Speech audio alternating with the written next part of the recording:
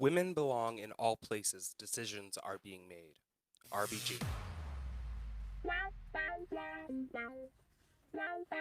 Welcome to Gay Talk 2.0, the ultimate podcast for your dose of dish.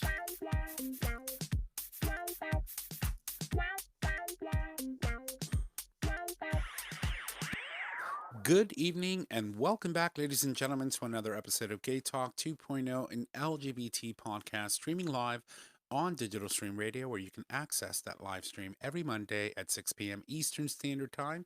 And you can do so by visiting digitalstreamradio.com. Today, we're joined by Joey Skladany. This basic bitch joins these basic bitches sitting here on this table to dish on his new cookbook, Basic Bitchen, with over 100 plus recipes. There's one that is sure to get you into the kitchen for a bitchin' feast. My name is Tom, and I am your host. And as always, I'm here with host and co-host and all the people that join us every week on the show, starting with the first one. Hey y'all, Nick or Trish. And Hey, Javier. hi, Javi, or Hi. Jay Bear. Jay Bear. And welcome you all to The Dish. Thank you. Sorry. Bring that up to your mouth, To your girl. mouth. Don't be afraid. It's like a dick. It's like a penis. It's not going to hurt you. It only spits at you once in a blue moon. But what? Let's go. All right. Okay. So anyway, it's been quite the crazy week, to say the least. There's a lot of things that are going on. I'm excited about our guest. His book, like we said, Basic Bitchen, is right here, and we're super excited to talk to him, to sort of kind of figure out what was the inspiration behind all of the recipes that are in this book and all the good stuff. Plus, he's very energetic and fun and crazy, and we love that kind of energy. Also, it's a gay cookbook. Like, come on. Exactly. Yeah, I mean, like, we all need one. Hello. Hello? I have one upstairs of like naked men cooking. Oh my And god. so you go through the book and it's like all these like different pictures of like hot men cooking with recipes and stuff. It's also very creative, but that's not what we're here to talk about today. We're here to talk about that book. So I'm excited to have him. He'll be on with us on the second half of the show. And right now we're going to jump into our weekends and of course the dish. There is some serious stuff that we wanted to talk about, but I'll start off with weekends. So we'll kick it over to you, Trish. How are you? How was your week? I'm good. I don't really think I have much to report. I don't really do anything. That's okay. Yeah. I mean, I did the cleanse last week, which was nice, but Well, she started off after Monday because we sort of kind of make her like get off of it. It's like, how do you start a cleanse on Monday? Out of all places, knowing you're coming to Gay Talk, knowing No, you're I going to sit know. with us Yeah. and drink and do all that good stuff. It's like, you just don't. And literally, when I started eating food again, it was like life. I'm so happy to eat. She's human again, needless to say. I'm so glad that she wasn't like in like day 3 of her cleanse and then she came to the show. I'm happy that it was like day 1 because I had to work at the deli on day 2, 3, and 4. And the first day, Steve was like, "What the hell is your problem?" I'm like, "I haven't eaten, okay? Leave me the fuck alone." I'm drinking cayenne pepper with freaking sugar or whatever it is. What do you put in it? It's lemon, purified water, cayenne pepper, and maple syrup. What the? And so you do that cleanse for how many days? Technically, you're supposed to do 10. I did 6. Okay. And how many pounds did you lose? Just under 14. Which is a lot. And so a lot of people don't know this, but the average human being will accumulate or can hold anywhere between 10 and 15 pounds of shit in your body. Mhm. And so that's basically what you flush out. Yeah, no, you start the day with a saltwater flush. So you literally chug a liter of salt water and it cleans you out, though. Like, That's tough. by Friday, it was. I'm ready to go. I'm ready to go. Oh, I can imagine. I would have been ready to go by day like 2 hours in. Yeah, no, but I'm sort of using it to like reset a little bit. Right. So I am gonna start working out again. I went to the store, bought good food, like made a massive kale salad, like have all the good stuff to start like, I don't know, losing weight and being back to where I was. So hopefully it works. Well, good luck. Yeah, Seriously. that's I got want to luck be to pretty you. again. Honey, you've always been pretty. Pretty. It doesn't matter if you're 200 pounds or 150. You're pretty. Yeah, but Don't ever let anybody tell you different. mm, Although it comes from a place of love, so I might be impartial to the whole thing, or partial to the whole thing. So but don't let anybody bring you down. You're pretty either way. all right. Well, then, should we shut off Tom's mic? You're fine just the way you are. Right? That's what I say. So, Mr. J, how are you? Welcome back. Welcome. Thank you. And Bring it in, baby. Bring it in. I'm sorry, I got the post-nasal thing, and I think I feel like I'm super loud for some reason. No, you're No, you're fine. good. Okay, sorry. It's the headsets too. They're Yeah. They're I new. gotta get used to new that. and improved. So yeah, the week was good. Had the grandkids over. Same thing. You're building a shed Started building the shed. by himself. Yeah, probably taking on more than I should be at this point. One day at a time. Once I get tired, I just walk away. Well, The only way to keep my sanity and avoid from screwing up, all the money I just spent purchasing it. just to let you know, this handy homo that's sitting on the other side of this table is helpful. I come with tools and hands, and I can work. Well, let's make a date. Yeah, all right.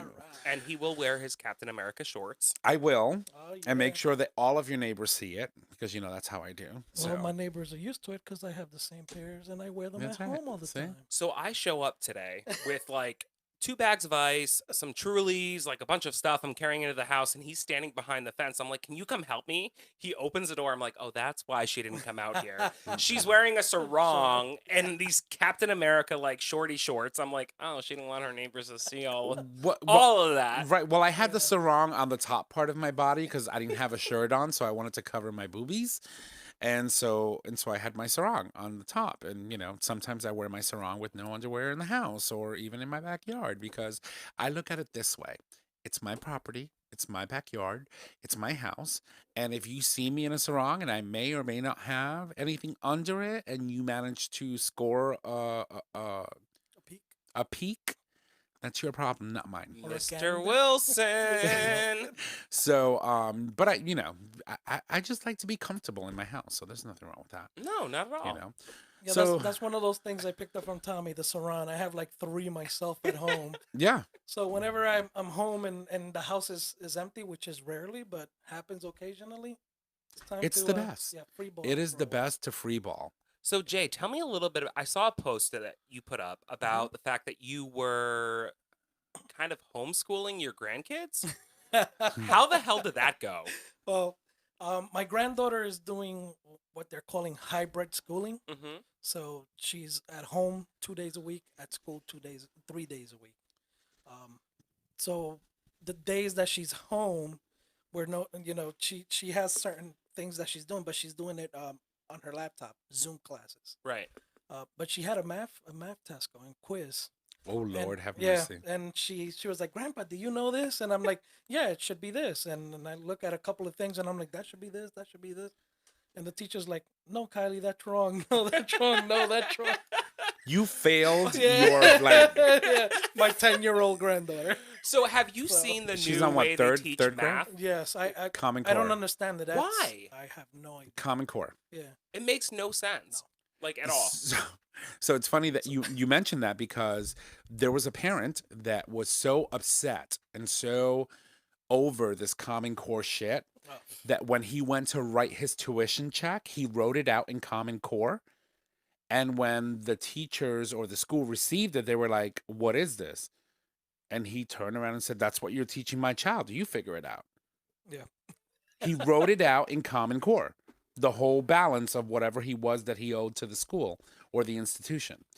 And when they couldn't figure it out, he says, "That's exactly how I feel when I see my child doing Common Core math." Like, who came up with it? It makes no sense at all to me.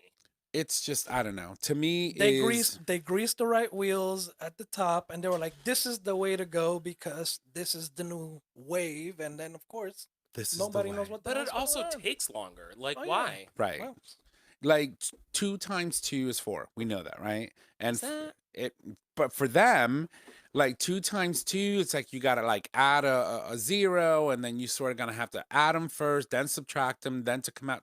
I'm like, really? Like you went through all of that to get to the same result. 4. Uh-huh. I don't get it. And I still, like, you know what? I'll leave it alone because I Right. just won't get it. I literally watched a video on it. I'm like, I don't know where they're getting these numbers. Well, Yeah. it's bad enough that I already have issues with mathematics. I have that what Well, do you there's a call it? lot And then more you than helped just your issues. granddaughter. So Yeah, no, I figured, got this. Oh, she's 10. How hard could this be? Yeah, you have Failed to her go- in 5 minutes. The teacher was like, let's go over this again. Mm.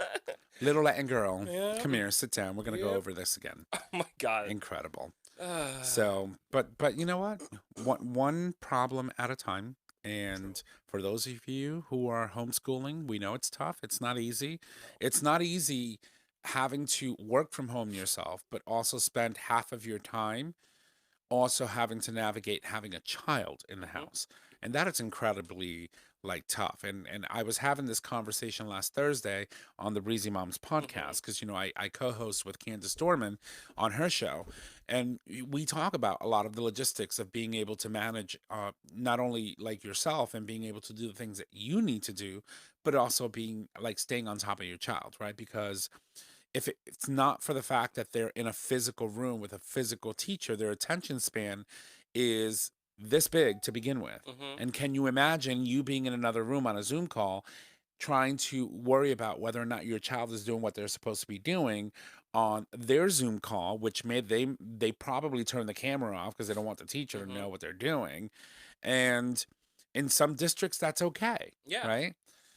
So it's overall it's a difficult thing to do. So to all you parents out there who are doing it both, like working from home and also helping your kids navigate this whole new thing, my props to you because And parents with multiple kids. My youngest daughter has three kids, Ugh. all under the age of 9.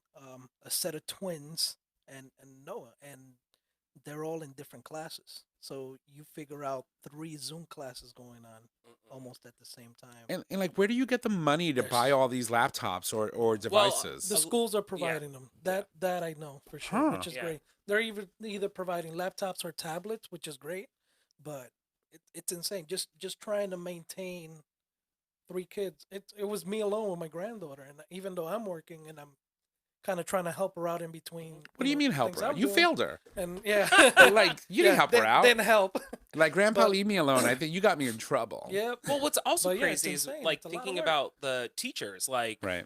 they have to learn a whole new way of teaching. Mm-hmm. And then you have, like, for example, I have a friend who's a teacher, and she has parents who have opted to have their kids stay home. Yeah. So they are doing remote classes. And then you have a certain amount of kids that come to school, whatever the hybrid, Yep. 3 days a week.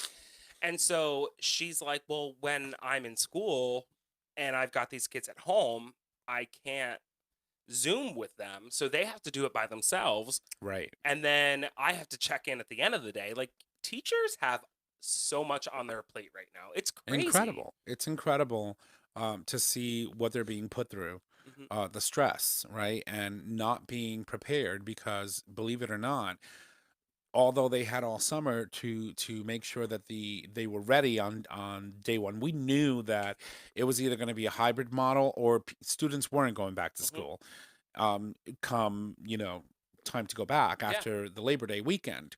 And so it's hard, and believe it or not, these school districts aren't prepared. They're not prepared to handle this, and they're going to have to navigate it day by day the best way they can. Yeah, well, and also there are schools now in Connecticut that are already shutting down. Right. Yes. And it literally the year just started. Right. Like, that's crazy. Yeah. And, Right. and from what I understand, the teachers doing I think you said that already, but I might have missed it. But the teachers, while they're teaching the regular class, they're doing Zoom at Right. the same time. Right. So there's no way that's a positive thing for the kids at home. No, and also what I found out, which is crazy, is that during lunch, so these kids don't leave the room. They stay at their desk. Everything is 6 feet apart. And then when they eat lunch, they can take their mask off to eat lunch, but they can't talk Well, at all because of, breath, spit, whatever it is. It's like, how the hell are you going to get, between a 6 to a 15-year-old to not talk? well, Right. I know that. It's well, like yeah. jail. So the same thing so my daughter started doing the hybrid with her boys because she needed that time. Hmm. Well, apparently they're not allowing them. They give them breakfast, and then lunch is take home lunch. So last week my wife picked up the kids on Thursday, and they get home with with a frozen pizza. Hey, you don't have to worry about dinner. So I'm like, why do you have a frozen pizza? It was their lunch. So I guess whoever was You can put it in your own yeah oven, is what they're distributing saying. it. Yeah. So Yeah. they're giving them frozen meals to take home. And for that's lunch. not even a pizza. Yeah. Don't kid yourself. No, I remember those. No, Yeah. it was like a small DiGiorno pizza. It was an actual pizza, which I was surprised. So I thought my wife stopped at the market Right. with the kids, and Here, I'm like, Grandpa, yeah, cook this for yeah, me. exactly. That's too funny. It was insane. The school gave it to them. Wow. Oh my Wow. God. Well, you know what? It is what it is. You can only It's a new world. one day at a time, one foot in front of the other, and then eventually we'll get there. So, obviously, we have to talk about the elephant in the room, or the elephant Sorry, right now should I leave? in this country. But last Friday, I believe, on the 19th, Yes. we lost Ruth Bader Ginsberg. We have talked about her many, many a times on the show. I've mentioned how many body parts I was willing to give I was this waiting for it, woman yep. just to make sure that she could live, Mhm. because we knew that her not being on the Supreme Court would be detrimental to the American people. And it's funny because I've been seeing a lot of things posted online, a lot of tributes and things, and she deserves every single one of them. But one thing someone posted online, which really struck me, was if we as a people are relying on one woman to save America, then really what kind of democracy do we have, right? Like if we were forcing this 80-something-year-old woman, and I'm sorry, I don't know what her age was. I think she was 87. If we were relying on this woman from staying on the Supreme Court to not have a constitutional crisis, it says a lot about what we are as a country. But aside from that, I wanted to talk about the legacy that this woman left, and the indelible mark and the work and the Mhm. spirit of this woman who was so influential. She was but only the second woman ever to be nominated and then appointed as a justice at the Supreme Court. I believe the first woman was Sandra Day O'Connor. Mm. And but she her death leaves at this point weeks before an election. We're literally, I believe, 6 or 8 weeks out to an election, November 3rd, 43 days. right? 43 days. It leaves just 8 justices on the court.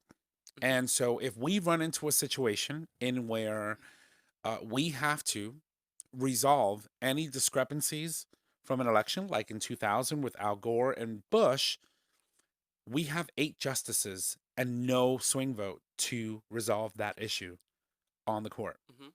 And not only that, it also presents an opportunity for this asshat that we have in the office to appoint another justice. Yeah, I don't think that'll happen though. I think he will try. Well, I mean, He's look so at it. careless yes, with he- policy. He doesn't care. He's gonna He will try. try. He's gonna try. regardless, Yes. Yeah, I mean, Yes. but you had Gorsuch. Was it Gorsuch? Gorsuch. Correct. And I think he had like 205 days before, as Obama was a lame duck. 205 days before the new election. It was actually, it wasn't Gorsuch. It was you're talking about Merrick Garland. Thank you, Merrick it was- Garland. Yes, thank you. They had 205 days to vote him in. That never happened because of the Republican Party, and now we only have 43 days. If the Republican Party actually pushes through a new nominee in 43 days Before an election after what happened to Merrick with Garland. when they were blocking that, Right. like that is They didn't even me- give the man the decency of meeting with him to see if he would even and he entertain. and he was like he would have been a great appointment. Like literally, he was. Yes, a Democrat, but the thing is, he was level-headed. He was Well- he kind of was like sitting on the line. You know what I mean? Honestly, I don't recall ever learning if he was a Democrat or a Republican, but what I do know is that he was appointed by a Democratic president. Months before an election, I would say more than 9 months, or like probably, I think it was like what, 13 months before an election, and they held it. Mitch McConnell held it and did not allow his appointment to go through. But with 43 days left till November 3rd, Trump can nominate someone. And if they have the votes, nothing constitutionally is stopping them from appointing another like Mm-hmm. conservative justice to the Supreme Court, really tipping the scales for the worst. And the only thing that could happen at this point, two senators have gone on the record indicating that they will not entertain the idea of having a nomination process for any justice until after the election. Both Republicans, that's Lisa Murkowski of Alaska and Susan Collins of Maine. Those are the two senators that are on the record. There was a story that was out there saying that 4 senators were out there saying that they weren't going to entertain the fact that they could have an appointment before the election. But the thing about that story is that only 2 of them are known to have said this in the past few days. The other 2 are being quoted for comments that they made in 2016 or after the 2016 election. And therefore, you really can't gauge whether or not you're going to get the 2 additional votes you need to stop Mitch McConnell, because he's not going to have the votes. If you have 4 Republican senators saying that they won't do it, he doesn't have the votes to confirm. Yeah. Right. And so we know that after the change of the rules, you no longer needed a majority, 62 majority to confirm a justice. You just now need you didn't need a super majority. You need just the majority of the chamber. And so right now, that's 51 votes. And so if they can chop off 4 senators, then we don't get an appointment until after the election. And aside from that, it's just really sad because we're talking about such a huge pillar for justice, and especially equality and gender equality, really. Right? You're talking about a woman that when she started her career, went and litigated 5 cases before the Supreme Court of the United States of America and won all 5 cases. And each time that she did, she built from the previous case. So in other words, she was very gifted in being able to tie one case to the next. Sort of like saying, if you said this needed to be the law of the land, this has to do with this, and so therefore this needs to be the law of the land. And she learned how to work her way up to success, and she was also known as someone who would convince people in very, very real, tangible ways. Yeah. And the impact that she had on the Supreme Court is no doubt going to be something that will follow us as a country and as a nation into the history books, and something that a lot of people won't forget. Well, I think, we had a conversation on Saturday, I think, when we hung out, about the fact that, like, if Hillary won, she probably would have retired. That's right. And then that conversation kind of morphed into us really kind of acknowledging that she sacrificed. She sacrificed herself, knowing what was coming with this administration. She literally was like, well, I'm not going to leave, because right now, of all times, I need to be able to be there and actually interpret what the Constitution means when all of this craziness comes thrown at the Supreme Court. Right. And she continued to do that and continued to, like, really be there for the people and for human rights. And that's the problem, is we have a lot of people on the Supreme Court right now, or they can overload the Supreme Court, that they're not thinking about human rights. They're thinking about the bottom line. And so their interpretation of the Constitution is about financial means. It's not Right. about the future of the American people. It's about how we're going to serve myself and the future of of this country's financial means. Right. When in reality, we need to be thinking about the fact that, like, there's so much hate out there right now. And RBG was like, we need to stand up and say, like, that's not okay. And when we make a ruling, we're ruling for the American people. We're ruling for human rights. We're ruling for equality. And that's what I'm worried about. I'm worried about losing somebody with that mindset on the Supreme Court. And to think, like you said, she sacrificed herself, right? She knew that she was losing her battle. Obviously, we didn't know how sick she was, but she knew. and she didn't retire either way.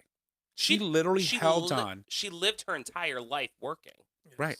And she literally held on into her last day to try and deny this man, this monster, an opportunity to put another monster, Mhm. another rapist or sexually accused man of sexually another person who basically sexually assaulted women on the Supreme Court, because you know that's what's coming. Mhm. And you know, it wasn't even hours after her death, Mitch McConnell put out a statement saying that he would, uh, you know, put forth a vote on the floor for any nominee that Donald Trump nominated. She wasn't even dead. Her chair wasn't even cold. Well, I mean, did you see Trump's response versus Biden's response? It wasn't. It was a complete contrast to one another, right? It wasn't even a contrast. I mean, Trump literally said, "Oh, she's dead. Maybe something else," and then left. Like, I have an agenda now. Meanwhile, Biden honored her and honored her work. Whether you're Republican, whether you're Democrat, that woman dedicated her life To public service. to public service to the United States of America. As the fucking president of the United States, you need to take a fucking moment and say, I need to honor this woman. Whether I agree with her rulings or not, that woman dedicated herself Right. to a country that you're supposed to be president of. For all people, not just your base. And you know what the sad thing is that when he came off of, I believe it was either a helicopter that landed on the White House lawn, and they asked him about it, he didn't even know it. That's what I was Right. just saying. Yeah. He didn't even know it. And then his reaction was like, oh, that happened. Oh shit, man, I got an opportunity to do some more damage here. Let me Like ask that you- was his mentality. That That- you could see that in his face. 100%. Like, let me ask you, like, if you think back to the Obama administration, imagine if Obama got off a helicopter or a plane or whatever, and he found that news out because he did not know before he got off the plane, which is bullshit. What do you think he would have done? Oh, He I- would have immediately been like, there better be a press conference waiting when I land, and Mhm. I will be making a speech and honoring this woman. Right. And I think, and I hope. But with Trump, it's all business. It's, Right. It's You're right. okay. Right. Who's replacing her? Let's go. Mhm. That's all. I have I have the ability to make a change right now, and I'm going to do Right. it. Right. That's And it. all we can say, so a lot of people don't know this, and this is something that I also learned in having conversations with people of the Jewish faith. It is not appropriate to say RIP, RBG, because she was Jewish, and so it is not appropriate to superimpose your beliefs or your whatever you believe in on someone else's life and someone else's beliefs. And so therefore, if you're going to miss, obviously we are, it is best to say something along the lines of, bear with me, I'll get you the comment because We're bearing. it's important. Peace be with you, or peace be with her, or peace be with him. It is the appropriate way to honor someone of the Jewish faith, and so that's also important to know. You know, if you're going to be doing any vigils or any type of commemoration in her honor, to appropriately address her based on her belief, because as a person who dedicated herself to this country, it is the least that we can do for her in death. And she will be missed. She was someone who is unbelievably Fucking 2020. yeah, Ugh. seriously, like 2020. I'm That's all you can sorry. say. So that being said, Really quick before you end this and we go to break, we opened the show with a quote That's from right. her, and I think it's important to acknowledge. So the quote was, "Women belong in all places decisions are being made," and that is such a powerful quote because you look historically about historically you look at all these decisions that have been made for women by men.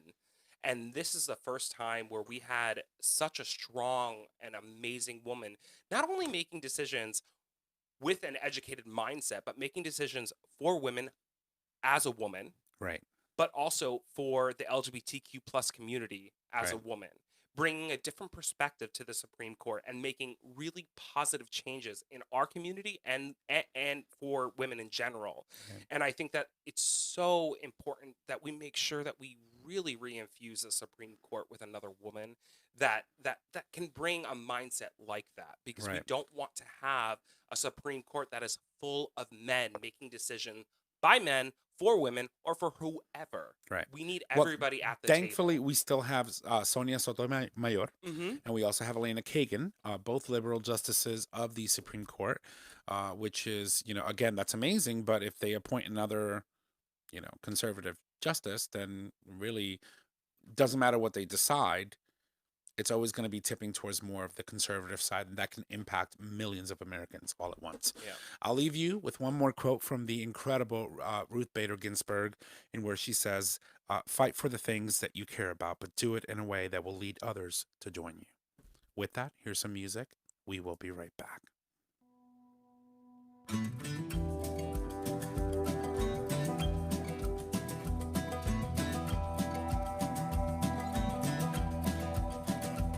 She was waiting by the back door, said, babe, we gotta leave town.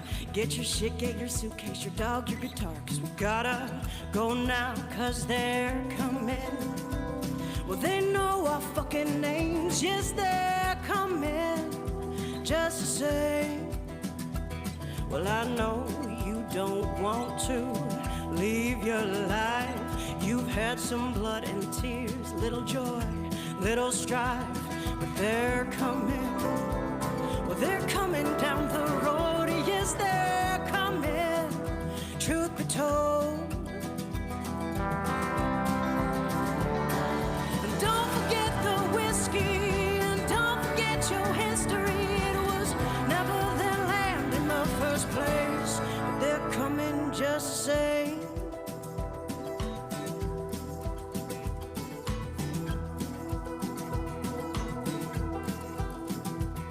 Got a knapsack full of judgment, hypocrisy, and lies. And they're talking so much hateful bullshit, they've begun to gather flies. But they're coming, well, don't look them in the eyes. Yes, they're coming, no surprise. And with so much terror in our past, how are you so surprised it's come to bite you in the ass? Yes, it's coming. Well, it's nipping at your heels. Yes, it's coming for the kill. And don't forget the whiskey, and don't forget your history. It was never the land to sell or trade. No, don't forget the whiskey, and don't forget your history. It was never their land in the first place, but they're coming just the same.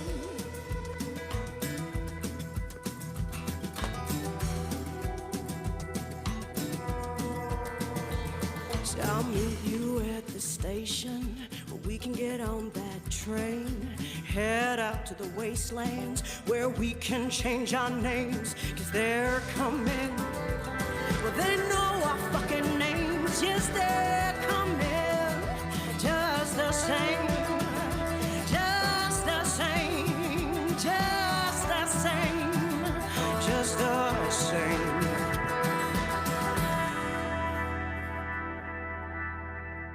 All right, welcome back from the break, ladies and gentlemen. That, of course, was Wastelands, the title track album to her debut album. That was Amanda Barrick. Her album came out on July 31st. It is available on all the major music services. Make sure you go download it and listen. She's amazing. A spoken word artist, not only a singer, but she also does spoken word. She's incredible. Check her out. And now, joining us, of course, is, Joey Skladany. I hope I said your last name correctly. You did. Thank you, thank you.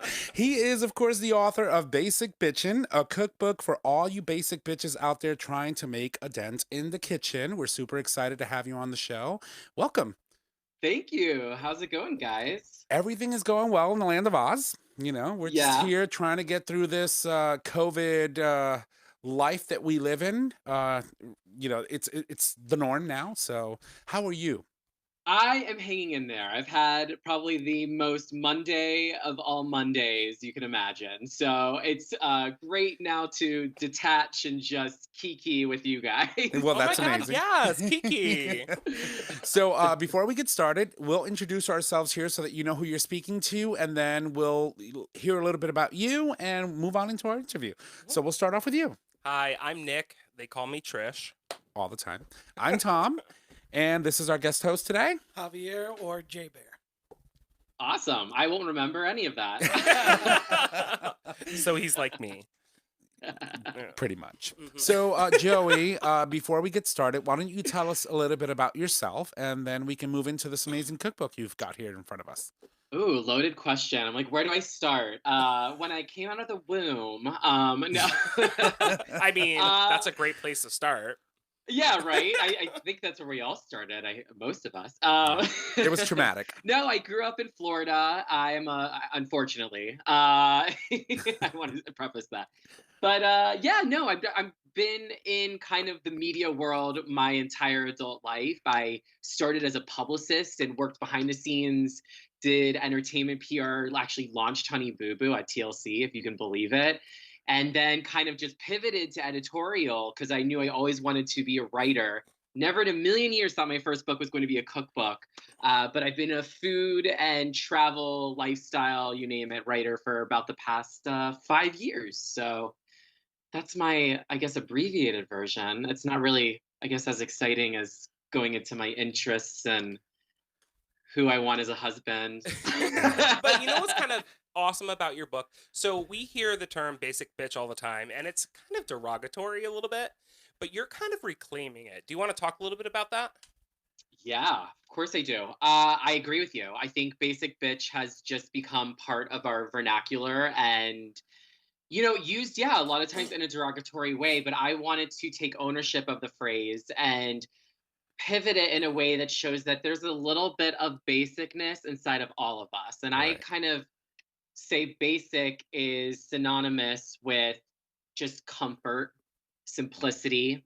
Who doesn't like to have a pumpkin spice latte and walk through Central Park on a fall day with their Instagram husband, girlfriend taking pictures, And yeah, I think there was definitely a negativity surrounding the term, especially because it makes you think of that white, vapid sorority girl who's void of any sort of culture. Mhm.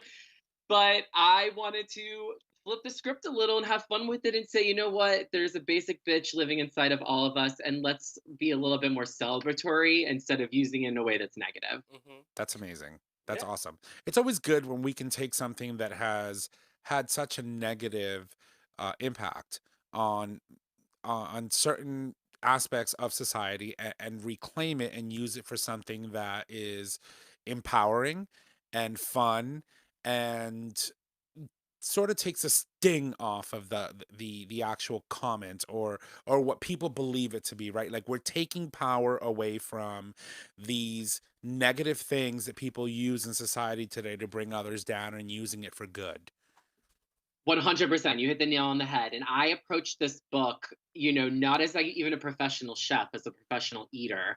I don't have formal culinary training. And I am, as a result, I am extremely self-deprecating throughout the entire thing. And that was my goal. I wanted this to be relatable. I don't want anyone to go into cooking or life in general feeling like they're less than or they can't do something. So while I put myself down, my goal is to empower everyone reading it. That's amazing. But how did you go from like not being a cook or a chef, and then Why a cookbook? like why? I mean, I Yeah. love it, but like how? I've always just had an appreciation and a love for food and being in the kitchen. And so when I transitioned into food editorial is a very easy thing for me because I love to eat. I love going to restaurants. I love celebrating chefs from all walks of life. And I knew that I wasn't like specialized in any sort of type of cuisine, but I have an arsenal of recipes that frankly I was like making 3 o'clock in the morning when I was drunk.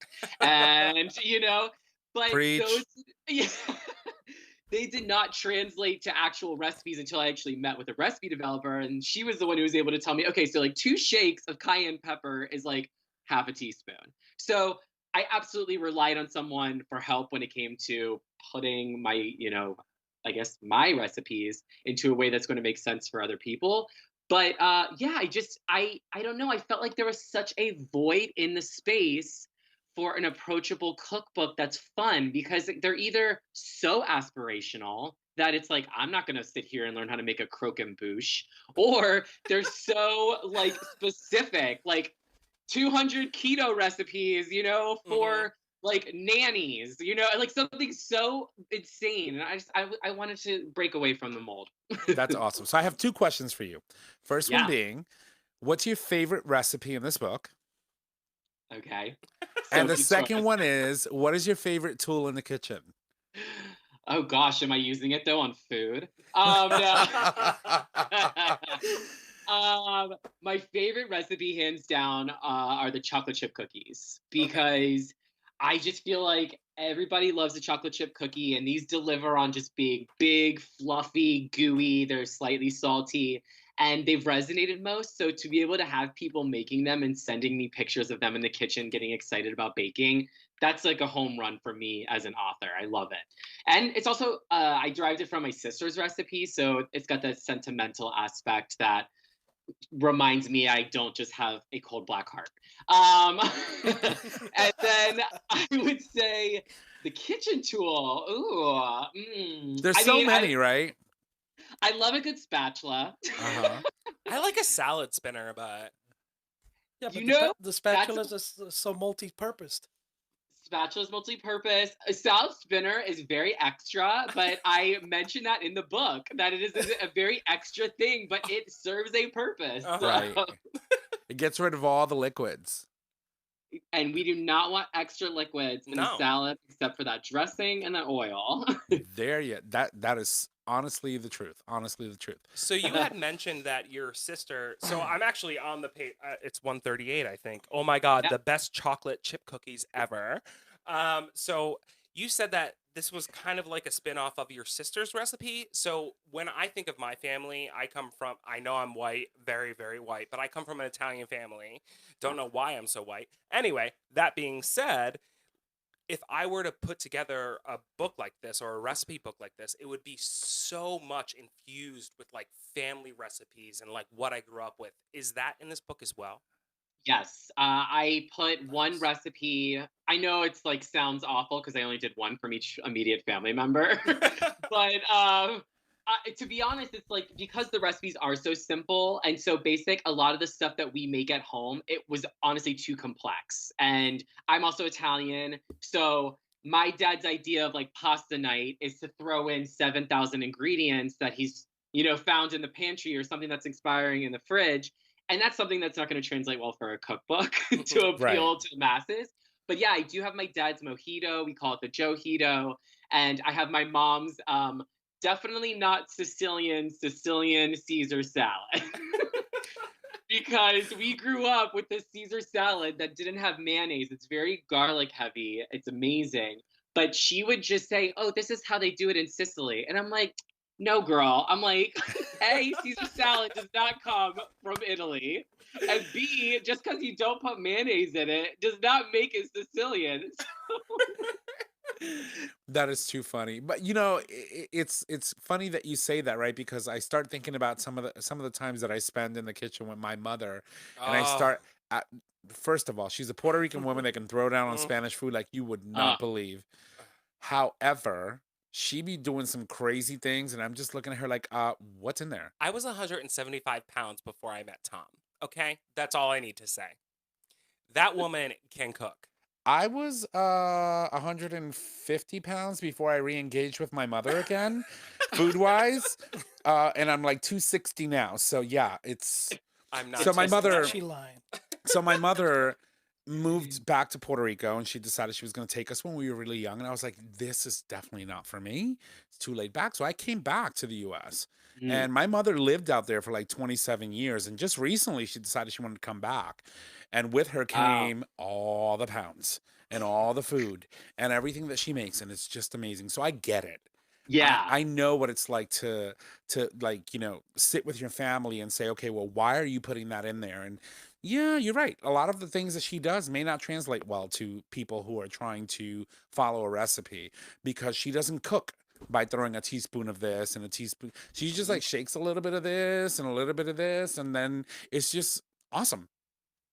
Yeah, and I think that applies to so many cultures. You know, it's like there are some cultures that are really about precision. I would say a lot of Asian culture, especially Japanese, you know, it's very specific measurements, very precise slices of fish. You know, just a dab of like wasabi or any sort of added thing that you're going to throw into something that's more traditional. But with Puerto Rican food, Italian food, it really is a lot of just eyeballing and what you're kind of in the mood for and tasting as you go. And yeah, it's hard to capture that in a cookbook. And adding garlic until your ancestors shout from beyond. I mean, garlic goes in everything. Everything. Seriously. Everything. Yeah. I'm literally like 5% garlic, which is probably why I don't have a boyfriend, because I just welcome to my estimate life. garlic at all times. And an amazing smile. So, So their loss. So this book has over 100+ everyday recipes. Where is this all stuff you made? Is this stuff you found? Like, Yeah, you know, so it's funny because when I knew I was going to make this book, and the book started as an idea, I was just like, how is this name not trademarked yet or like taken? So my ass went to GoDaddy the second I thought of it. I was like, I'm going to cop me this domain. I'm going to file the trademark. I'm going to do whatever Kim Kardashian does for all of her businesses. Um, and I just, yeah, I mean, you sat down with the recipe developer. I had them all in mind, and I've made versions of pretty much everything. I would say the only thing that was a little bit, I'm not the best bartender. So, but these drinks are so easy. They're like 4 ingredients tops, most of them. So, but for every recipe, I kind of knew these are basic bitch dishes that I want in this book, and I've Right. made variations. So it was about streamlining it with the recipe developer, making sure it was something that was easy, approachable, but then working with her to also provide these sections and tips along the way that would be very helpful. So like, I couldn't make a macaron to save my life before this book, and I was intimidated by including it. But I know that a macaron is a stereotypical basic bitch treat, so it's like it has to be in it. So I was like, okay, we're gonna do a hip hip beret section where we break down, you know, how to make it so that it's idiot proof, you know, Right. so that anyone like me can do it. So And as far as bartending goes, like you don't have to be perfect because here's the thing: no matter what recipe book you're looking at, as far as bartending goes, you're never gonna get the ingredients right because we're all like this. 3 ounces, 1, I lose 2, count. 3, 10, 20. Oh shit! I'm just having pure vodka. sometimes I apologize. Like seriously, he literally hands us our drinks. He's like, "I'm sorry," and I'm I like, lost count. "Yeah." So yeah. they're never gonna get the recipe exactly how it is unless you're working at a bar that like literally micromanages you and watches exactly what you're pouring. But if you're at home, you're doing 6 ounces of vodka instead of 3, and then you might Mhm. get the rest of the recipes right. So you get a pass on the alcohol. I don't know. Okay. If I you think know, we all do. Me and Tom both before COVID, we used to be bartenders. Right. I mean, that was our part-time gig, but like, I mean, it still is. We're just not working. I mean, you were like the door guy though. No, He Oh, bartended. shade. Oh, he bartended. He used to bartend on Bear Nights I used to downstairs do- in his underwear with no shirt on, showing all of those amazing tattoos. I did not know. Mind you, he's married and has a wife. It's awesome. I You knew can't make that. this shit up, Blessed be. right? That's what I say. I cannot wait till that show comes back. Same. But I'm like a little terrified because I feel like as that show continues, we just get closer and closer to that being our reality.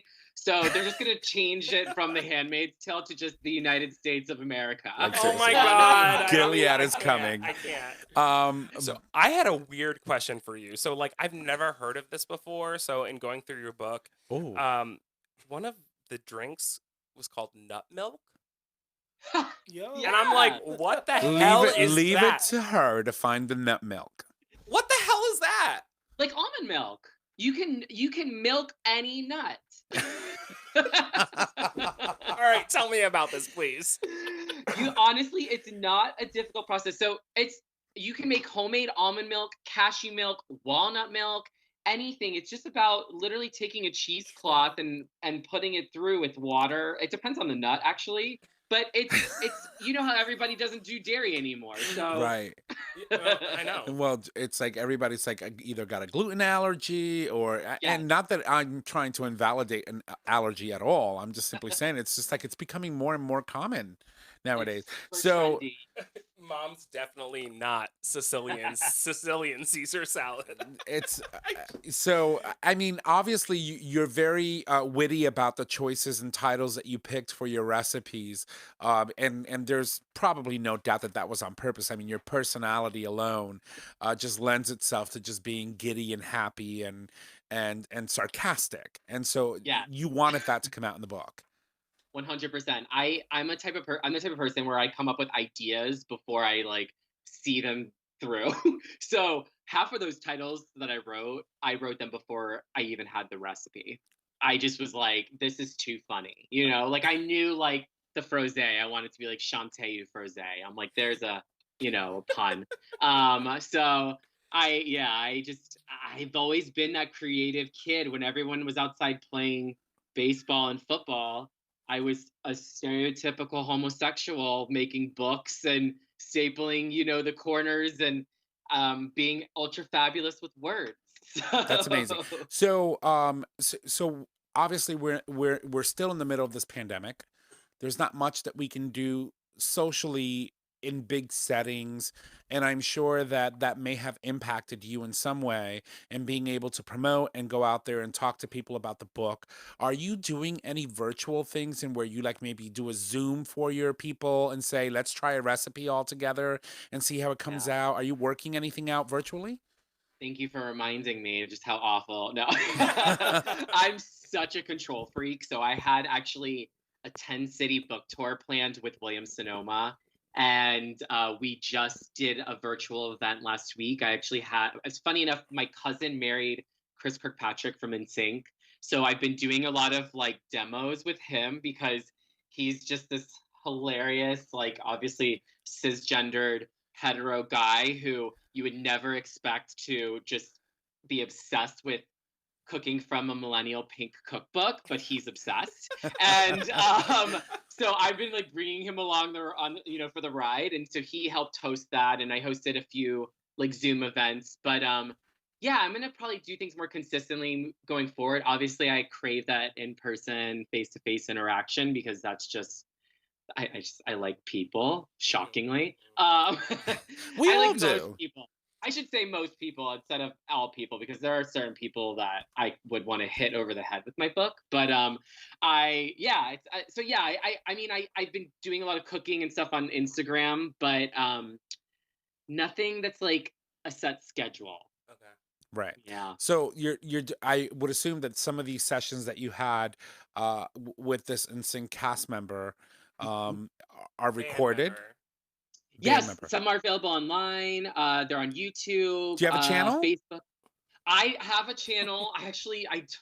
This is gonna make me sound like an idiot, but I like never really used YouTube. I was always just like doing videos for work. So a lot of my videos are on Chowhound, which is the site that I still write for. It's CBS's food website, and but you can still find them if you go on YouTube or if you type my name into Facebook. Right. They've recorded a lot. We found them all right. So oh no! Wait. So I'll confessions. Okay. Time for confessions. So I wasn't sure on how to say your last name. So I went on YouTube and I found a video of you where you say your last name, but then you went to sit and you broke the chair. You want to tell us about that? This is what happens when you put out a cookbook. You gain a lot of weight, and then you can't sit in your own chair that you've owned for like 10 years. First of all, you're super thin. And super amazingly beautiful, by the way. You're sweet, and as are you both. All three of you. I can't, for some reason, Xavier, right? Or Javier? Yep. What was it? Javier. You're like, there's something wrong with my frame where you keep going in and out. And I'm like, what does he look like? Is he talking? It's not you, it's my computer. It's like the screen will like jut in and out. So like half the time I felt like if I was only talking to two people. Anyway, I digress. I broke that chair because I don't even know what happened. I honestly think I was just 12 pounds heavier, and legit, I'm not even being sarcastic. I was taping a show called Dish This, which is airing on Awesomeness TV, and it's a cooking show. So through that process, I was being required to cook everything that my contestants were cooking on the show, and all of my recipes feed families. So and it was just me in quarantine, and it was I was gonna eat everything. And yeah, it's just one of those random moments where I was like, "Oh, broke my chair. Cool, great, It was fantastic." amazing. Your reaction, just how you just jumped right into the video, like, "Yep, I broke my chair. That happened. Hi, everybody." No, it was just Yeah. your personality is very infectious. So I have a feeling that anyone that goes checks out your channel or goes to anywhere that you direct them to is certainly in for a great time because you're very bubbly and you're very like personable. And honestly, like having this conversation about a cookbook and talking about all these crazy things that are happening, it's like I'm feeling fabulous right now, and I think that's just how would I say an extension of your energy. You have great energy, and I think that looking at some of the stuff that you're writing in here, your titles and your sassiness about it all, I think it's just in itself, it comes out in the book. That's so sweet of you, and I'm so appreciative for those words. I think, you know, it's my persona. This is me, and this is who I am. It's actually pretty contradicting to who I am. I think deep down inside, I was always that like kid who took things like way too serious, and I am extremely hard on myself. So what I want to project and like put out in the world, and especially with this book, is like it's almost been a gift to me because it's forced me to take a step back and realize, you know, there's so much shit going on and we're all, you know, in a state of panic 24/7, I feel like. But we do need to take those time or those moments to take a step back and just laugh and just love and just celebrate what we do have, because that's human and we crave that constantly. And if that goes away completely, then like why is life even worth living, you know? So my last thought and or question for you is, if you were to look through the book, there's stuff like spinach artichoke dip, Dick. dip, I didn't know I put that in there. TM that shit. That's your next cookbook. nachos, etc.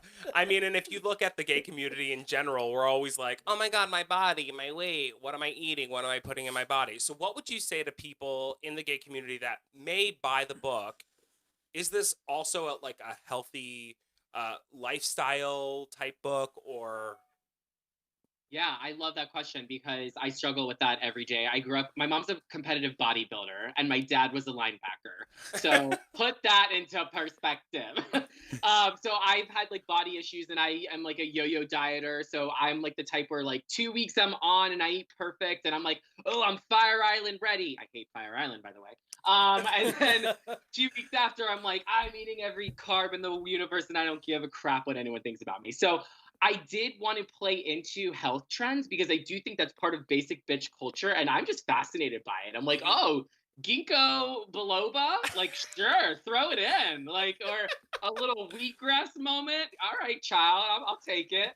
But I wanted there to be a balance because I think the key to life is balance, and I think in the gay community, so many of us suffer by being one or the other. It's like they either feel like they're sabotaging themselves the entire time and they are always unhappy, or it's like the extreme. You don't get to live life because your diet is creatine and whey protein. And I wanted to show like there are healthy ingredients or there are healthy recipes in this book. We've got detox smoothies, but we also got a damn cheesecake with freaking chocolate covered strawberries on top. And you should allow yourself to have that whenever you want also. So balance. Oh my God. You just mentioned cheesecake. There's some in my fridge. When this is over, I'm going to destroy it.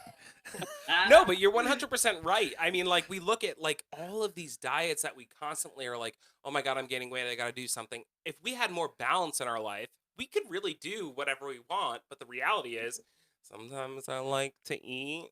I haven't dieted. You know what since my really mother fucked came back. everything was Uber Eats and Grubhub. That screwed everything. Right. Let's blame them. Because then I can get all my Five Guys delivered right to my door. Oh, there you go. But can I tell you though that the best shape of my life that I was in actually was like about a month and a half ago, and I had never eaten more in my entire life, because people think, oh, abs, got to starve myself, or oh, I can only have celery sticks, you know. no, if you really want to like lose that weight and like gain muscle, which I guess is the gay stereotype, I'm over it still because I actually hate the freaking gym. Funny enough. But if you eat more, you actually speed up your metabolism. So I'm like, hello, like if there needs to be a gay diet cookbook that literally the first page is just a hand that comes out and slaps you across the face. 100%. 100%. It's like, but- how do I eat this and still bottom tonight? But one of the positive side effects of COVID is that you're home, if you're working from home, or if you've got, the opportunity to be home, whether it was by, choice or not, you're home more and you're resting more. People are getting more sleep. In some cases, some are suffering from insomnia because of all the stress, but you're resting more. You're in a constant state of rest at this point because you're home.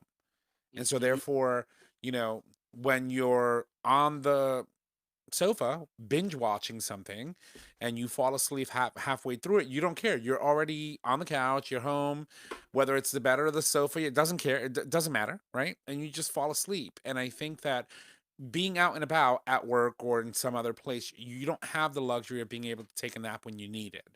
And I think that people are resting more, and that's also important because the body needs that. Yes. That being said, though, like, at the same time, like, when I was working all the time, I think I gained weight during COVID because I was so stagnant, right? I'm still eating the same way I was, maybe a little bit more because you're, like, stuck at home. But, like, if you're not moving around and you're not, like, doing something, your body's going to gain weight. I mean, that's what, like, when I started working for Steve and helping him out, like, I saw a significant decrease in weight gain for Right. me. So I think that's important too. Yes, rest is No, I important. mean, you also have to move, but I think that one of the most important things that you can do for yourself and your health is to make sure you're getting enough rest. Aside from feeding yourself amazing, basic bitchin' recipes from this book. And a Shantae Froze. Hello. So, if someone can take something away from this awesome, giddy, funny, delicious book, what would it be? I think just cooking is for everyone. There's so much going on in this world, and a lot of it is just a misunderstanding of other people and their cultures. And the best way to open up your mind and get to know somebody else is to break bread with them. That the cuisine not only represents their life experience, what their interests are, but the process of just cooking it makes you more vulnerable. Eating utilizes all of our senses, and I want the kitchen to be celebratory and not a stress. That was like 7,000 reasons in one, but No, but that's what I'm giving you. You're 100% right. I mean, like, when I'm in a relationship, I cook all the time. Yes. When I'm single, I don't. She's also messy too. That might be a cause for stress at some point. Just saying. Messy in the kitchen or in general? It's like every time you make a kale salad, do you know how much kale I find behind everything when I'm done? When you're done, it flies everywhere. Is it good? Makes a delicious kale salad. Is though. it good? Oh Lord, but there is kale in places that I'm just like, But didn't we have a kale salad like last week? And I'm like, where did that come from? No, but it happens. So, Joey, my friend, I know that we don't want to keep you, but we do want to give you an opportunity to plug yourself. Give us websites. I want social media. I want people to know where they can find the book. I want people to just know how they can get a hold of you. Yeah. So the book's on Amazon. I hate to default to corporate America, but it is at Barnes and Noble. It's pretty much, there are a lot of independent bookstores that are carrying it as well, but convenience, Amazon. I'm on social media, Joey Skladany, JoeySkladany, and I always say the best way to remember how to say my last name is just Zany Skladany. Zany Skladany. I like it. Love it.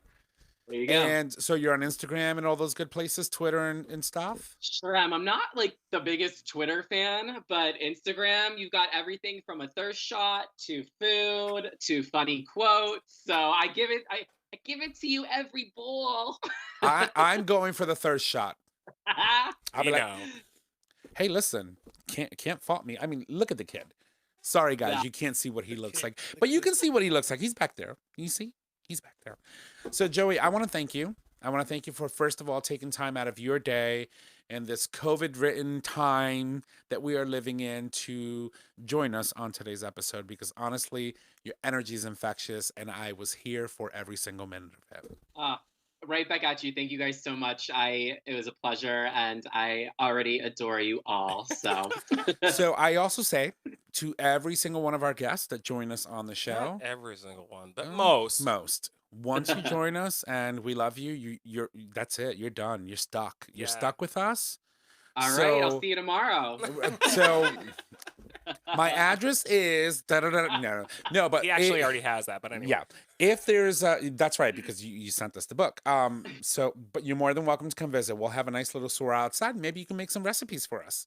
Love it. And then we can sit in the Down. studio. We've got an extra chair and mics and stuff, so we'll make it work. I live for a mic. I'm there. Yeah. So if there's a volume 2, make sure that you let us know.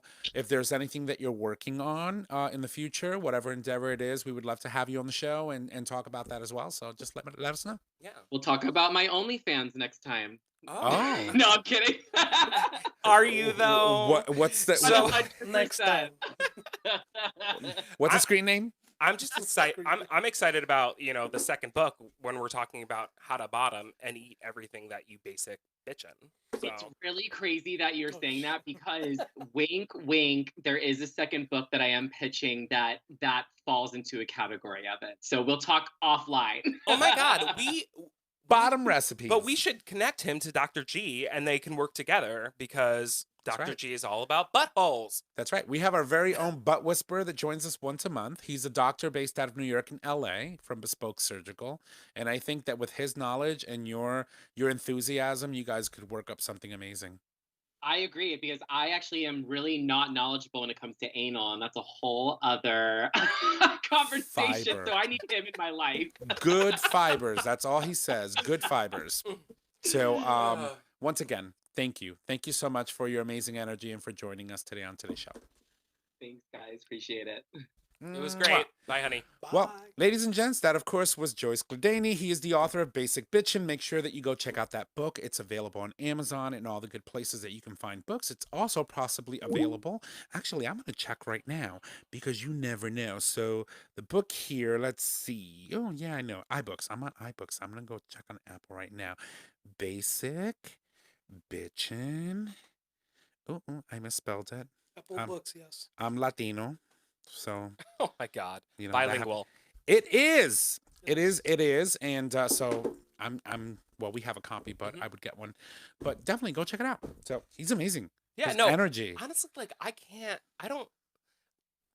I don't remember a cookbook by a gay man about like real food. And that's what this is. Like it's a cookbook about real food by a gay guy.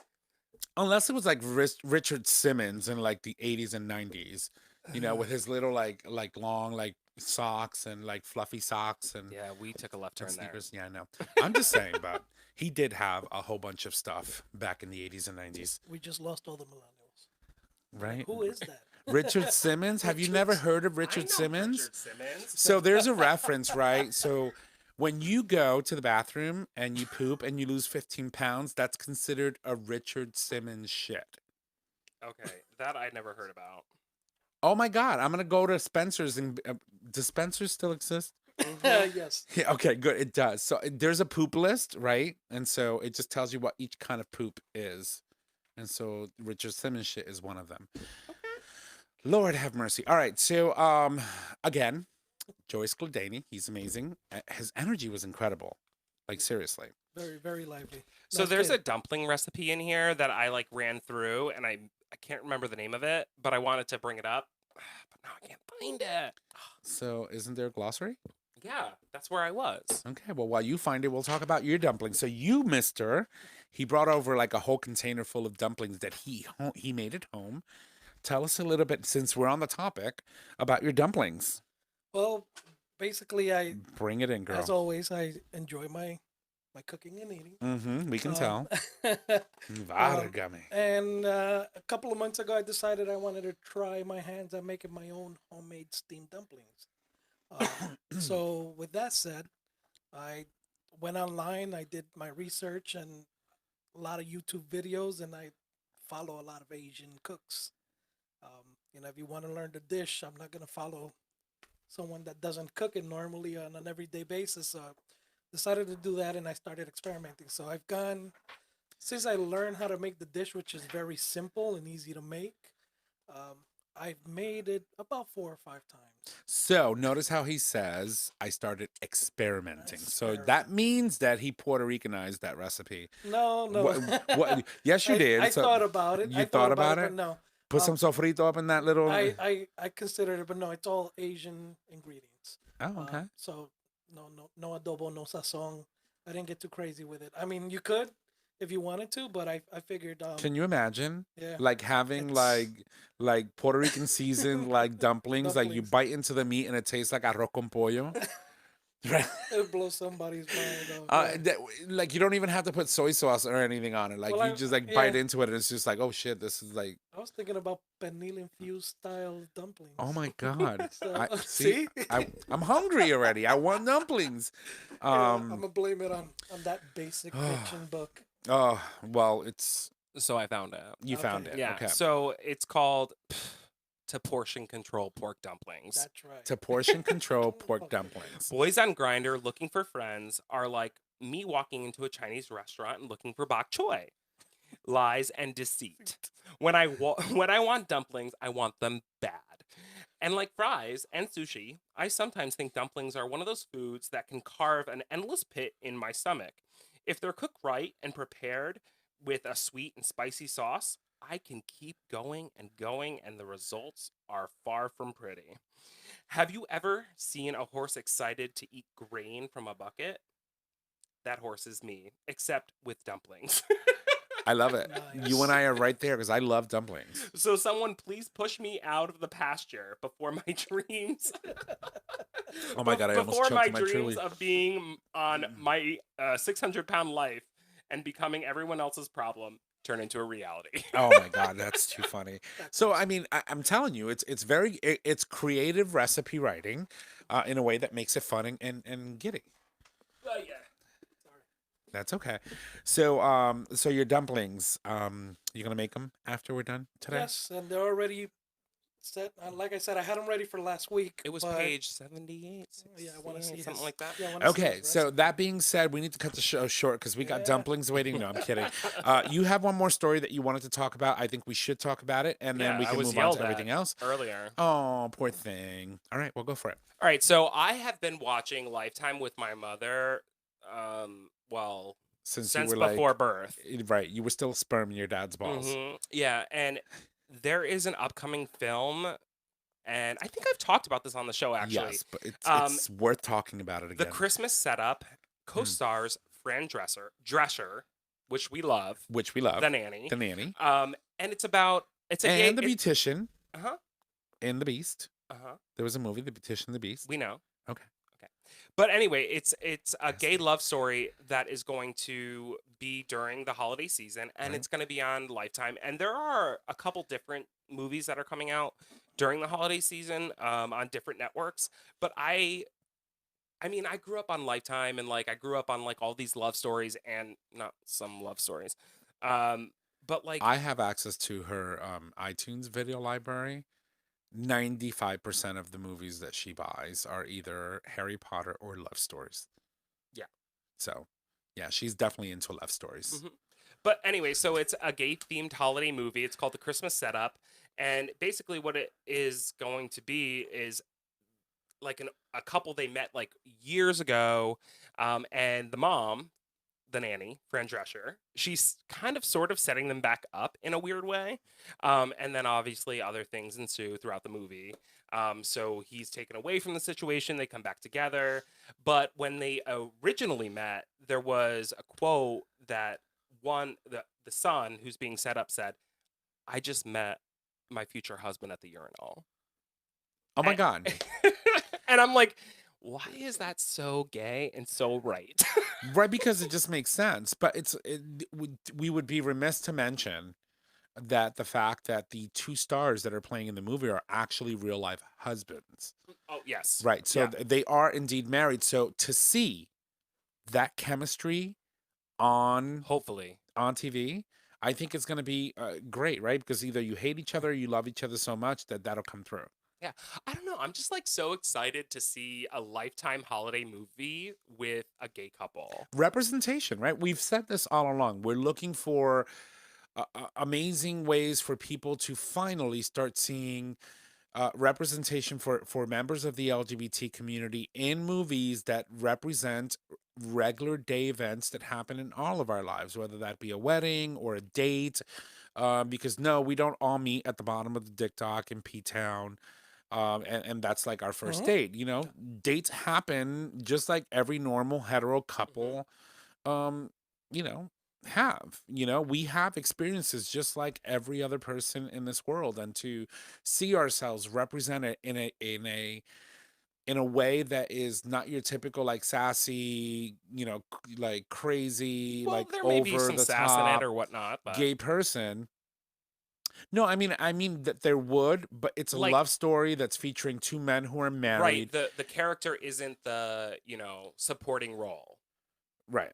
that's providing that like sassy, like My Best Friend's Wedding. Think about that. Like you had the Right. sassy gay character. This is like featuring a gay couple. Right. And growing up on Lifetime, growing up watching love stories or whatever, I mean, you sort of like, I used to like super, is that the right word? Like place myself in the situation. Superimpose yourself. Thank you. Superimpose myself in the situation, right? And then like would always imagine who it would be, or like falling in love in that type of situation, but it was always a girl and a guy. Right. But now being able to do that and literally seeing two men do that. I mean, Right. like when we talk about the thing about Harry, which you still haven't watched, I mean, these are stories that are happening around us, and it's finally like we're seeing them all the time. She's never gonna let that go. I haven't watched the movie, and she's like, "You're gonna sit down and watch us. We're not doing that this weekend. Like this weekend, I just want to be fat, eat, and drink." Yeah, no, he shut me down like every time I brought it up. So, yeah, he's like daggers. No, but you're right. I think that it's even in 2020, there is possible to see ourselves represented in media in a way that is fitting of who we are as humans. But you know what I have to say, and I'm Yes. going to bring it back to the thing about Harry because Jay is on the show right now. Right. So, in the thing about Harry, one of the characters trouble now. identifies as pan. Right. And I don't think that that gets enough representation because a lot of people, whether you identify as bi or pan, people don't get what it means. And for the first time, we have a pan character, and he's like, no, I'm not bi because it's not about that for me. It's about who I fall in love with. Right. And I thought that that was so powerful about the thing about Harry. I don't know if you want to comment. Well, I haven't watched it. No, I know, but like, but when you think Yeah. about bisexuality representation and pansexuality representation, I don't know if that's something that like. Well, I mean, There's really not. I think a lot of the movies when you actually see couples that play the swingers, as they say, or there's a bi person in the couples, usually they mainstream it towards women Mhm. in movies because it seems more acceptable Right. than it does with men. I unless you're watching porn, I don't know too many bi men in movies. Yeah, I know. I think right. I think that's they're a. usually bisexual women. Yeah. It's mainly based on women. So Well, at least there is- straight porn. yeah, at least Well, regardless, yeah. I've seen So- gay actors like yeah. go for it because they're getting good money Money's for there. it. But but that's the thing about being pansexual, right? You're not limited to just the sexual part of an organ, right? Like if you're bisexual, you're into both women and men in ways that allow you to engage with them sexually. Being pansexual is much more than just the sexual part. It's much more than being attracted to a biological person's sex. It is also ideological. It's also gender and gender identity fluid, right? So Mhm. you can fall in love with a person's personality Personality. Yeah. and soul rather than their sexual organ, and still be able to carry a meaningful relationship with someone even if you didn't have sex. See, Yeah, and I think it happens a lot. I mean, I think like I tend to have that connection with people sometimes where you just meet someone and you have a conversation, and the conversation can last hours. Hours. And I'll give you a great example. You know, speaking of people, Fernando, when I first met him, Right. yeah, may he rest in peace. He was a great friend. First time I met him, first time I was at a friend's wedding. Gay couple is getting married. Fernando owned the restaurant next door, Right. and they were neighbors. And Fernando, after he closed business, he came over and kind of crashed the wedding. And then we just started talking, and it wasn't a matter of attraction or trying to hook up, or it was just great conversation. And he was interesting. And we spoke till like 6 or 7 o'clock in the He morning. mind fucked you. That's what he did. We sat at a bench outside after everybody had left, and we just hung out, had a couple of drinks, and just talked for hours. Nothing ever happened, but we became really, really good friends. Yeah. And I think Right. sometimes those connections are sometimes a little bit more long-term satisfying for certain people. Yeah. That than actually just hooking up a one-night stand and calling it a day. Yeah, and Yeah. he truly, truly was an amazing person. He I, was. I met Fernando as a result of your relationship with him, and equally, we met this person. He opened his doors to us. We would go down to his house and do slumber parties and party. And I don't mean party like in a reckless way, like party in a like really let's Drinks, enjoy and each music, other. yeah. I'm gonna Food. put on my fire pit Food, outside yeah. and we're gonna grill on it. And I don't care if it takes till 6 a.m. for that sucker to get done. We're gonna sit down and eat that shit when we're done. Yeah. And he was just open. And not only that, like he had a business. He would have us come down and meet him at the business. And if we wanted to sing, the very next week he will go buy a karaoke system, install it, and Sounds next like thing you know, we you. were singing. He was just so giving. He Yeah. was so giving. And unfortunately, we lost him, about a year and a half ago? It's about a year now, Yeah, right? it's been a little over a year that we lost him. And he was young. He was fairly young. He was not even 55. No, When we 52. Like 52 years Heart old when attack, we lost yeah, him. yeah. Awesome, incredible person. Heart health. Listen to yourselves. Get checked out. Go Yeah. to the doctors, please. Seriously. Anyway, I'm so sorry. I Hate didn't to realize digress. that No, that's your okay. friend Yeah, passed no, away. But no.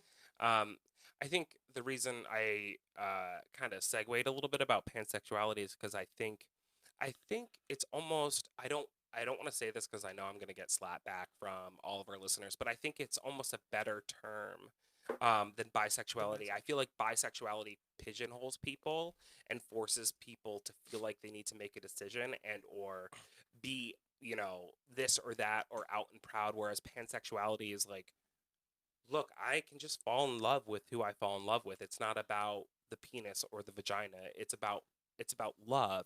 And I don't think bisexuality gives you the definition of what it is does not give you the opportunity to say it's about love, because in our mindset it's about sex. Well, it's a stigma behind the whole name. Period. It's Right, just Right, but it's also because of the expectations imposed on members of the bisexual community by society, right? Mhm. It's like pick a side, and really, it's not about picking a side. It's about allowing yourself to experience the best of whatever you want. If you want to be with a woman, you're with a woman. If you want to be with a man, you want to be with a man.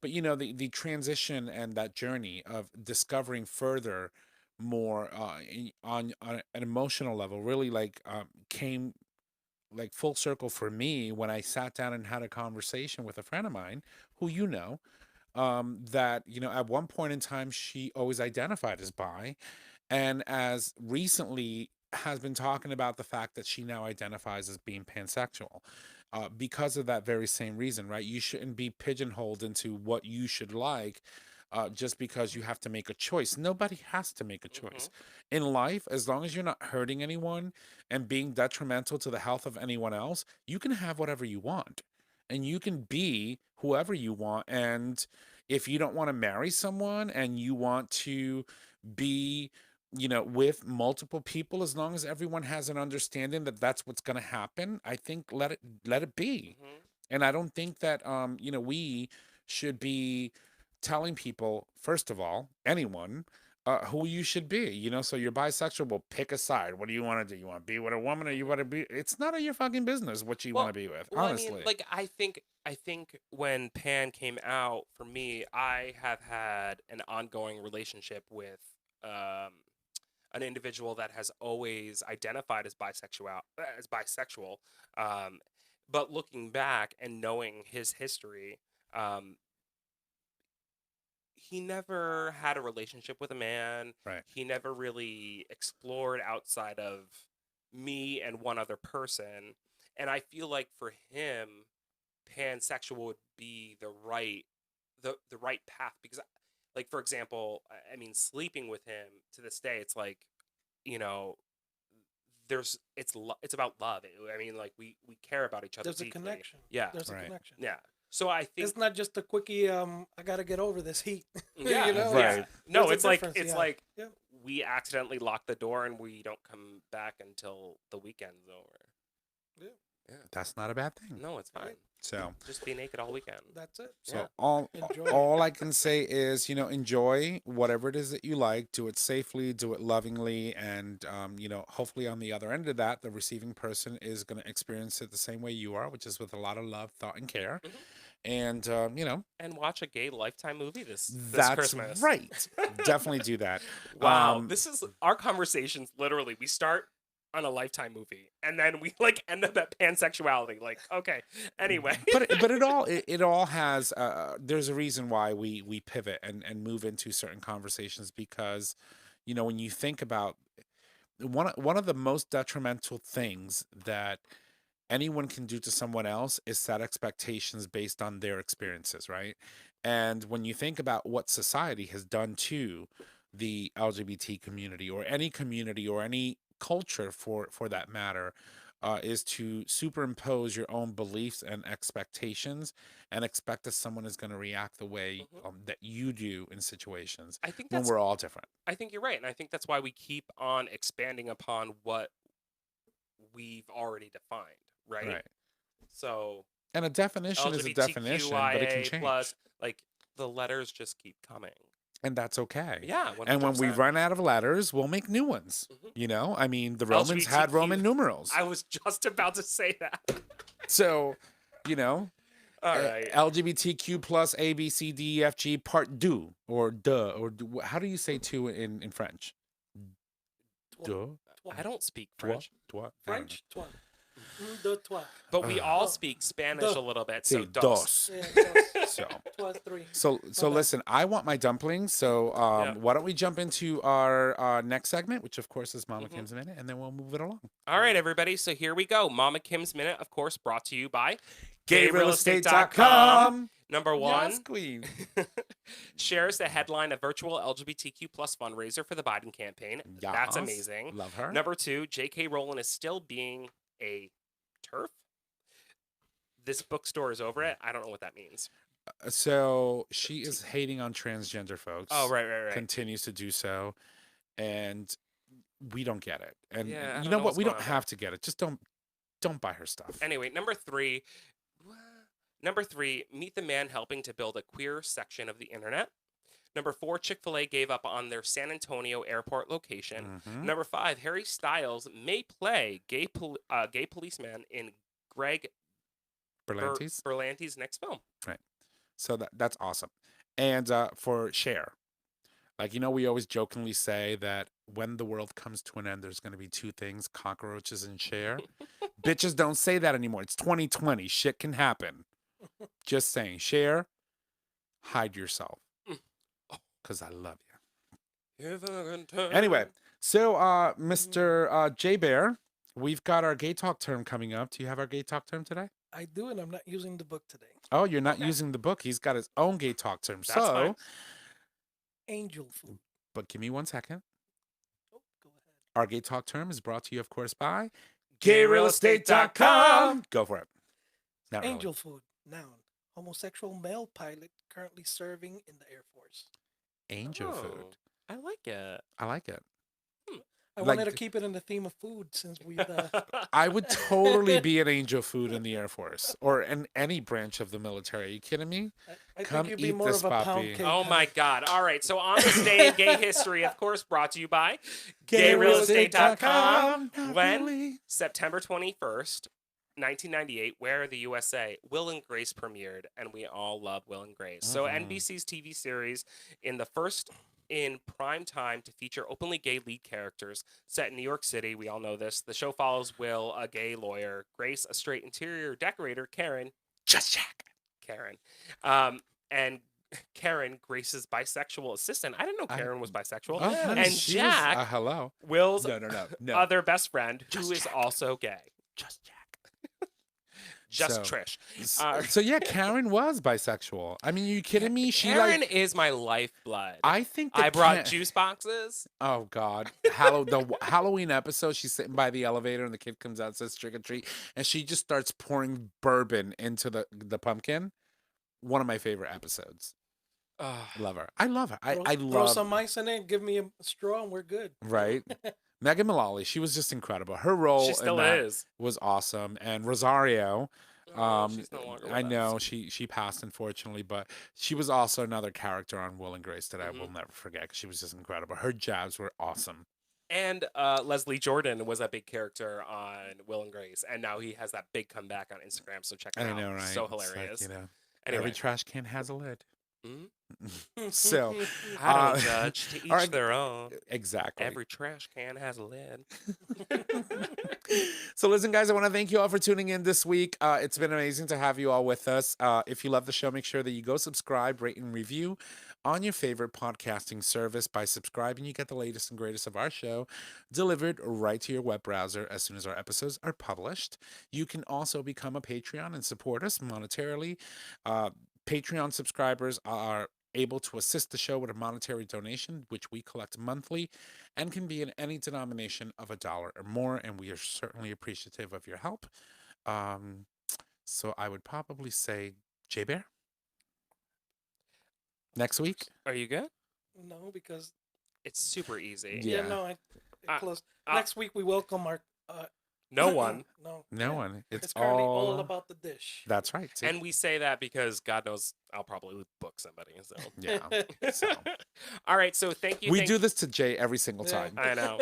Thank you to our guest, Joey Skladany. Skladany, that's right. Yes. Zany author, Skladany. Remember that. Zany Skladany. author of Basic Bitchen. Embrace your inner basic bitch with these 100 plus everyday recipes for basic meals you shamelessly love. And don't forget, get your discount today for the future method. Each time you clean out with water or enemas, delicate tissues are harmed and cells are damaged, increasing chances of injury and or STDs. The first of its kind doctor-developed formula gently cleanses before you play without hurting your bum. And now you can use code GayTalk20 for 20% off, valid for one purchase or one subscription per person. And you can go to futuremethod.com for more information on the product, which is amazing. And Tom, can we throw a dental dam on this? why? Fine, we'll put a Elsie's rubber not on here. It. Let's put a rubber on it. Oh, we miss All right. Elsie. So listen, should I say this or shall we let him do it? Jay can do it. Jay, go for it. Our show is available on our website, gaytalk20.com, under show and episodes. It is also available as a free download on iTunes, Google Play Music, and Stitcher Radio. Nick announces you can find us on social media: Facebook, Gay Talk 2.0, Instagram, Gay Talk 2.0, Twitter at Gay Talk 20.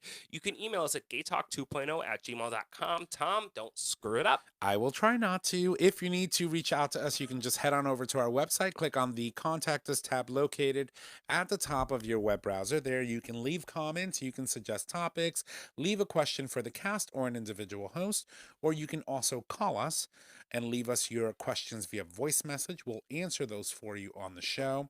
The phone number is 334-GAY-TALK. And if you need all those digits, it is 334-429-8255. Don't forget that we do stream live every Monday at 6 p.m. Eastern Standard Time, and you can access that live stream by visiting digitalstreamradio.com. Well, ladies and gents, that is our show. I want to thank you all for joining us, and y'all have a good night.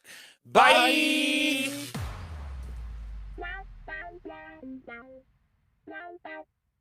Thank you for listening to this episode of Gay Talk 2.0. Tune in next time for more dish.